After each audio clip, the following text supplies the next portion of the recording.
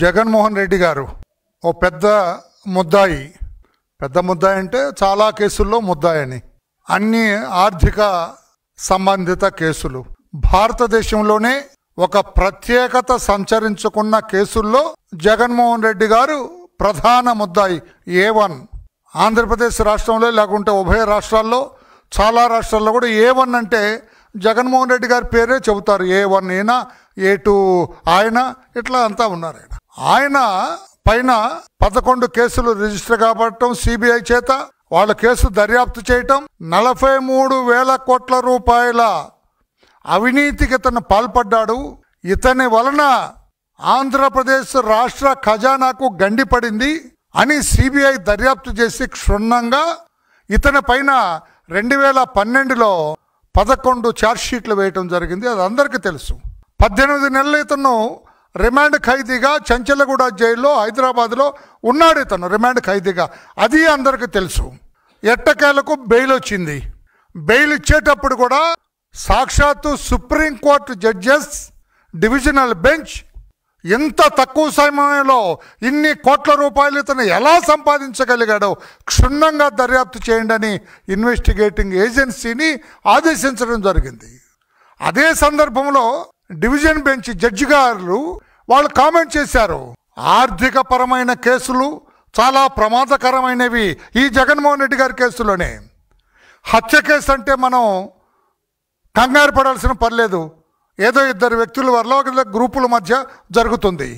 ఈ ఆర్థిక పరమైన కేసులు హత్య కేసుల కంటే కూడా అత్యంత ప్రమాదకరమైనవి, క్షుణ్ణంగా దర్యాప్తు చేయాలని సుప్రీంకోర్టు జగన్మోహన్ రెడ్డి గారి కేసుల్లో ఆదేశించడం జరిగింది. నేను ఎందుకు మరలా పునరావృతం చేస్తున్నాను, మరలా ఉటంకిస్తున్నానంటే, ఈరోజు జగన్మోహన్ రెడ్డి గారు ఆడిన డ్రామా అత్యంత హేయంగా ఉంది, భరించరానిదిగా ఉంది. అతను ఏ ఉద్దేశంతో ఈరోజు హైదరాబాద్లో అంత డ్రామా ఆడారో, సిబిఐ కోర్టులో అంత డ్రామా ఆడారో, బేగంపేట ఎయిర్పోర్ట్లో అంత నాటకం ఆడారో అది తేల్చాలి. ఇప్పుడు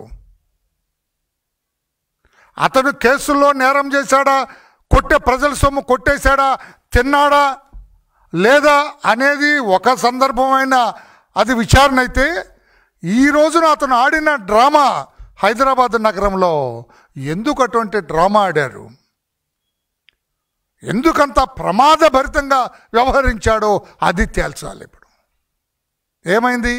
ఛార్జ్షీట్లు వేశారు, ఛార్జ్షీట్లు పరిగణలోకి తీసుకున్నారు. కొంత విచారణ జరుగుతూ ఉండగా ఇతను ముఖ్యమంత్రి అయ్యాడు. ముఖ్యమంత్రి అంతా 2020లో జనవరి 10వ తారీఖున చివరిసారిగా కోర్టుకు అటెండ్ అయ్యాడు జగన్మోహన్ రెడ్డి ముద్దాయిగా. తర్వాత ఏదో వంక పెట్టుకున్నాడు. ఏమని? ఇక్కడ I would like to draw the attention of the honourable press, ప్రజలు కూడా, ఈ టీవీలో వ్యూ చేస్తున్న వాళ్ళందరూ కూడా రిక్వెస్ట్ చేస్తున్నా. ఏమని చెప్పాడు ఆ రోజున కోర్టుకి? అయ్యా, నేను ముఖ్యమంత్రిని, నేను కోర్టుకు వస్తే విపరీతంగా జనం వస్తారు, శాంతి భద్రతలకి ప్రమాదం జరుగుతుంది, శాంతి భద్రతలకి ఆటంకం జరుగుతుంది, ప్రజా జీవనం కుంటుపడుతుంది, రాష్ట్ర ఖజానాకు కూడా దెబ్బతింటుంది, డబ్బు ఖర్చు అవుతుంది విపరీతంగా, అందుకని నన్ను కోర్టు హాజరు నుంచి మినహాయించండి అని చెప్పి ఆయన లెటర్ పెట్టుకున్నాడు. నేనైతే కోర్టు ఎందుకు అతన్ని ఓకే అన్నదో నాకైతే తెలీదు. వ్యక్తిగతంగా నాకైతే అది అభ్యంతరకరంగానే తోచింది. అలా ఆనాడు కోర్టు అలా ఇవ్వకుండా ఉంటే బాగుండేది అనిపించింది నాకు. ఒక భారతదేశ పౌరుడిగా ముఖ్యమంత్రి అయితే ఏమీ లిమిటేషన్స్ ఉంటాయండి? ఎందుకు ఆయనకి ఇవ్వాలండి? ముఖ్యమంత్రి కూడా సామాన్య పౌరుడే. నేరం చేశాడని ముఖ్యమంత్రిని అడుగుతూ ఉంటే ఏమని? శాంతి భద్రతలకు ఎందుకు భంగం జరుగుతుందండి? 10 మంది పోలీసులు ఉంటారు, కంట్రోల్ చేస్తారు. అసలు జనం ఎందుకు రావాలండి? ఒక ముద్దాయి కోర్టుకు వెళ్తుంటే ఆ ముద్దాయిని చూడటానికి జనం ఎందుకు రావాలండి?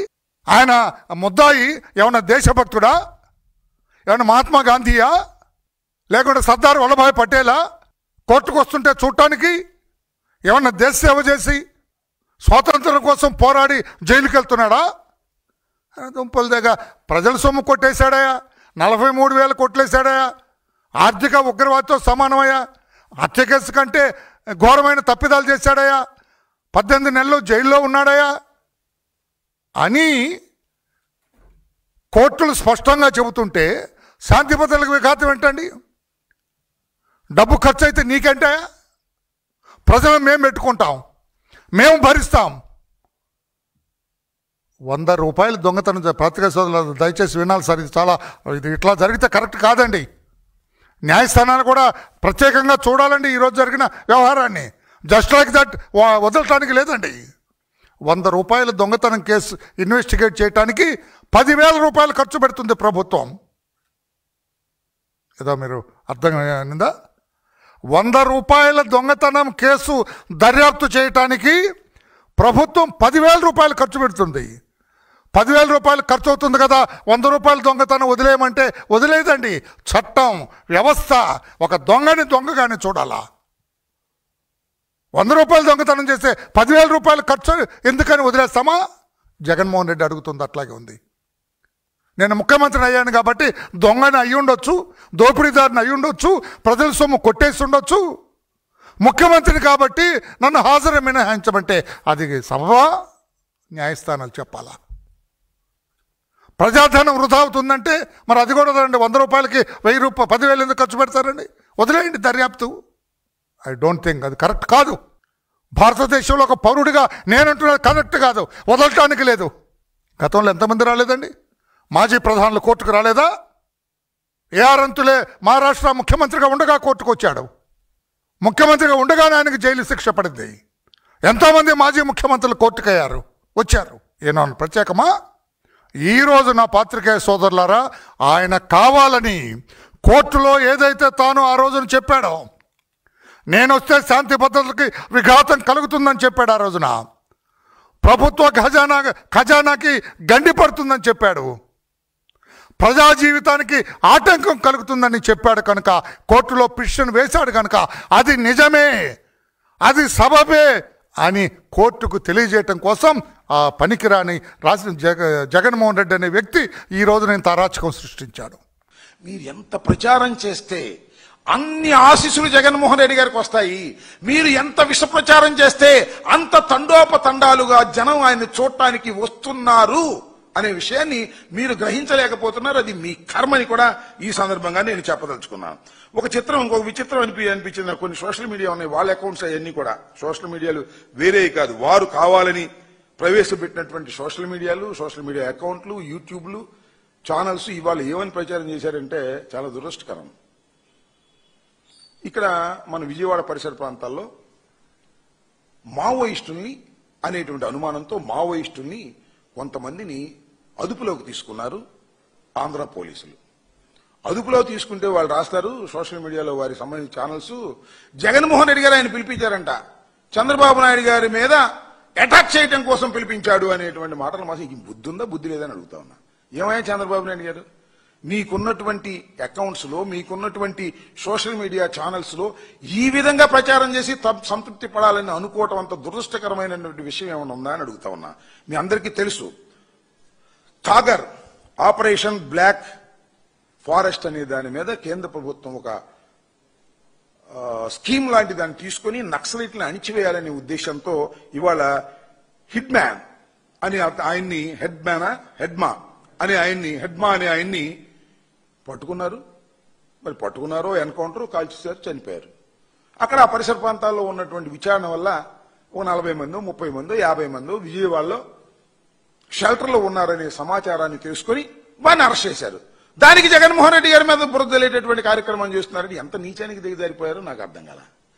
ఇలాంటి దుష్ప్రచారం చేయటం వల్ల మీకు ఒరిగేది ఏముంది అని కూడా ఈ సందర్భంగా నేను చంద్రబాబు నాయుడు గారికి చెప్పదలుచుకున్నాను. ఇలాంటి తప్పుడు ప్రచారాలు, తప్పుడు కార్యక్రమాలు మీరు చేస్తున్నారు. 2014 పూర్వం కూడా మీరు చేసింది ఇదే కదా. జగన్మోహన్ రెడ్డి గారి మీద తప్పుడు కేసులు పెట్టించే కార్యక్రమం చేశారు. ఎవరండి తప్పుడు కేసులు పెట్టింది?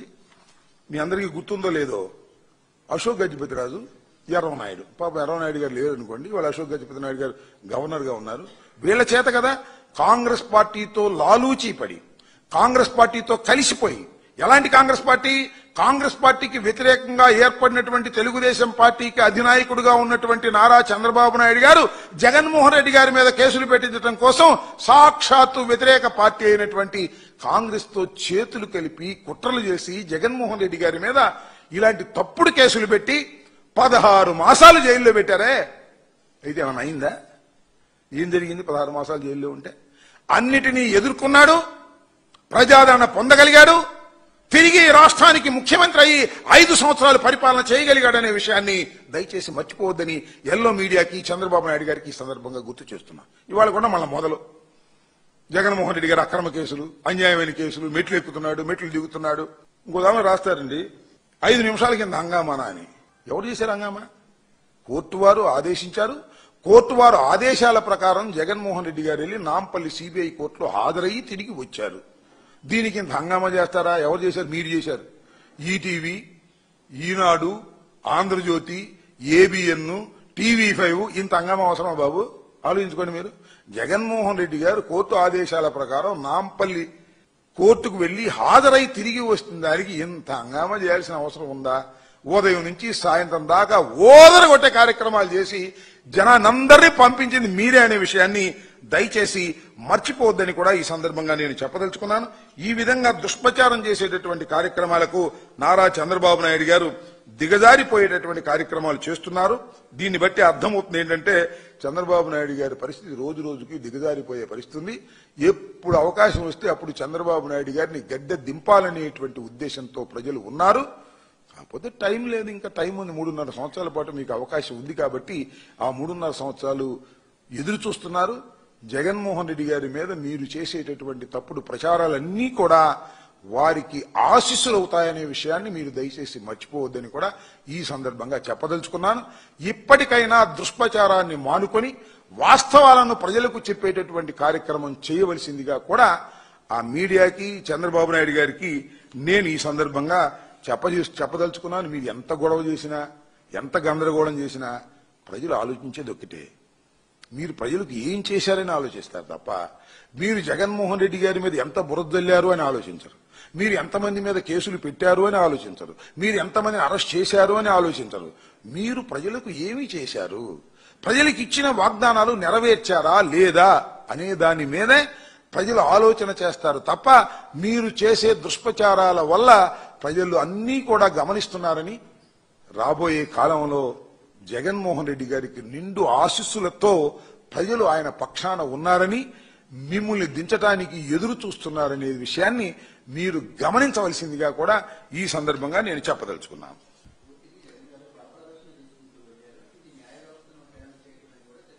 ఎవరన్నారు కోర్టుకు బలప్రదర్శన చూసి వెళ్లాల్సిన అవసరం ఉంది మాకు? What is the reason that? Court కొత్తగా వెళ్ళారా జగన్మోహన్ రెడ్డి గారు? ఇంతకుముందు వెళ్ళలేదా? మీకు గుర్తుందో లేదో? పాదయాత్ర జరుగుతున్నప్పుడు పాదయాత్ర ఆపి కోర్టు షరతుల ప్రకారం కోర్టుకు వెళ్లి హాజరై వచ్చిన సందర్భాలు ఉన్నాయి. ఇవాళ ఏంటి మీరు బూస్ట్ చేశారు? జగన్మోహన్ రెడ్డి గారు కోర్టులో వెళ్తున్నాడు, జగన్మోహన్ రెడ్డి గారు మెట్లు ఎక్కుతున్నాడు, జగన్మోహన్ రెడ్డి గారు కోర్టుకు పిలిపించారు. ఏయో గందరగోళమైన వార్తలు వేసిన తర్వాత జనం సహజంగానే వచ్చారు. జగన్మోహన్ రెడ్డి గారికి ఇదేమన్నా కొత్త? నీ కొత్త, నాకు కొత్త? జగన్మోహన్ రెడ్డి గారు ఎక్కడికి వెళ్తే అక్కడ ఒక ఏమన్నా పరామర్శించడానికి వెళ్తే జగన్మోహన్ రెడ్డి గారి దగ్గరికి జనం వస్తున్నారు, కోర్టుకు వెళ్తే జగన్మోహన్ రెడ్డి గారి దగ్గరికి జనం వస్తున్నారు. మేమేం చేయాలని అడుగుతా ఉన్నా. మేమన్నా బల ప్రదర్శన కోసం ఇక్కడ లారీలతో తోలేవా? ఖచ్చితంగా ఎల్లో మీడియా మీద ఉన్నటువంటి కోపంతో, చంద్రబాబు నాయుడు గారి మీద ఉన్న కోపంతో, జగన్మోహన్ రెడ్డి గారి మీద ఉన్నటువంటి ప్రేమతో వాళ్ళందరూ వాళ్ళు వస్తున్నారు. ఏం చేయాలి మేము? పోలీసు బందోబస్తు పెట్టారు కదా, బేగంపేట విమానాశ్రయం దగ్గర పోలీసు బందోబస్తు పెట్టారు, న్యాయస్థానం దగ్గర కోర్టు దగ్గర పోలీసు బందోబస్తు పెట్టారు. వాళ్ళందరినీ అదుపు చేయడానికి ప్రయత్నం చేశారు, అదుపు చేయగలిగారు. లోటస్ పాండ్ దాకా కూడా జనం వచ్చారు. ఏం చేయాలి ఇది? జగన్మోహన్ రెడ్డి గారు, రాజశేఖర రెడ్డి గారు మరణించిన దగ్గర నుంచి ఓదార్పు యాత్రకు వెళ్ళినా జనం వస్తున్నారు, ముఖ్యమంత్రిగా ఉన్నప్పుడు జనం వస్తున్నారు, ఓడిపోయిన తర్వాత జనం వస్తున్నారు, కోర్టుకు వెళ్ళినా జనం వస్తున్నారు, ఎక్కడికన్నా బయటకు వెళ్ళినా జనం వస్తున్నారు. ఇది ఆయనకి ఉన్నటువంటి వరం. మనం ఏం చేస్తాం? అది చూసి కడుపు మంటతో చంద్రబాబు నాయుడు గారు, అది చూసి కడుపు మంటతో లోకేష్ గారు, అది చూసి కడుపు మంటతో ఈనాడు, ఆంధ్రజ్యోతి ఊరే కడుపు మంటతో వాగితే ఏం ఉపయోగం? మీరు వాగిన కొందికే జనం ఇంకా బ్రహ్మాండంగా ప్రేమించేటువంటి పరిస్థితులు వస్తున్నాయి. ఇది గమనించండి. మీరు ఎంతగా నొక్కాలని చూస్తే అంతగా జనంలో అభిమానం పెరుగుతుంది. అప్పుడేమైంది? ఇంకొంత ముందుంది ముసళ్ళ పండగ. ఇంకా 2 సంవత్సరాలు పోయిన తర్వాత మీరు పట్టించుకున్నాడే ఉన్నాడు. జగన్ గారు కాలు బయటికి పెడితేనే అమోఘంగా వచ్చేస్తారు. ఇప్పటికీ అట్ట వచ్చారు. ఉండకొందికి అర్థం చేసుకోండి, ఉండకొందికి జగన్మోహన్ రెడ్డి గారికి ప్రజాదరణ పెరుగుతుంది, ఉండకొందికి మీ ఆదరణ తగ్గుతుంది. 18 మాసాల్లోనే మీకు 100 ఏళ్లు నిండిపోయినటువంటి పరిస్థితి కనిపిస్తా ఉంది. గమనించి సరి చేసుకుంటే చేసుకోండి, సరి చేసుకోకపోతే గంగలో దూకండి, మాకేం అభ్యంతరం లేదు. జగన్మోహన్ రెడ్డి గారి మీద పడి ఏడవకండి. జగన్మోహన్ రెడ్డి గారి మీద కడుపు మంటతో మీరు ఏడ్చే ఏడుపులన్నీ కూడా అవి జగన్మోహన్ రెడ్డి గారికి దీవెనలుగా మారతాయని ప్రజలు కోరుకుంటున్నారు, అనుకుంటున్నారు. ఇది గుర్తుపెట్టుకోండి.